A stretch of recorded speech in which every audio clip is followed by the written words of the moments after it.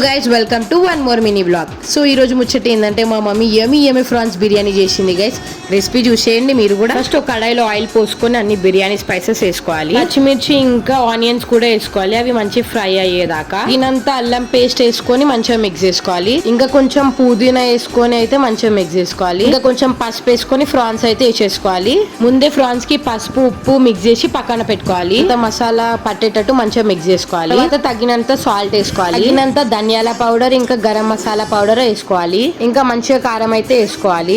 ఇంకా ఇదంతా మంచిగా మిక్స్ చేసుకొని టమాటోస్ వేసుకోవాలి. ఇంకా ఇదంతా మంచిగా ఉడికినాక కొన్ని వాటర్ అయితే పోసుకోవాలి. మంచిగా వేగిన తర్వాత కొంచెం అయితే ఇట్లా పక్కకు తీసి పెట్టుకోవాలి. ఇంకా 70% బాస్మతి రైస్ ఉడికినాక అయితే ఇదంతా అందులో వేసేసుకోవాలి. కొన్ని ఫ్రైడ్ ఆనియన్స్ వేసుకొని ఇందాక పక్కన పెట్టుకున్న ఫ్రాన్స్ అంతా దాని మీద స్ప్రెడ్ చేయాలి.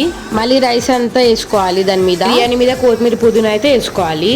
ఇంకా దాని మీద ఫ్రైడ్ ఆనియన్స్ లెమన్ కొంచెం ఫుడ్ కలర్ వేసుకొని మూత పెట్టేసేయాలి. 15 minutes దాని అయితే వదిలేసేయాలి. దాని తర్వాత యమీ ఫ్రాన్స్ బిర్యానీ అయితే రెడీ గైస్. ఇంకా ఫ్రాన్స్ అయితే చాలా బాగా ఉడికింది, చాలా బాగుంది. మమ్మీ ఫస్ట్ టైం ట్రై చేసింది కానీ చాలా బాగుంది గైస్. మీరు కూడా ట్రై చేసి చెప్పండి ఎలా ఉందో. మీకు ఇలాంటి ఫుడ్ రెసిపీస్ కావాలంటే నన్ను అయితే సబ్స్క్రైబ్ చేసుకోండి. Bye see you next vlog.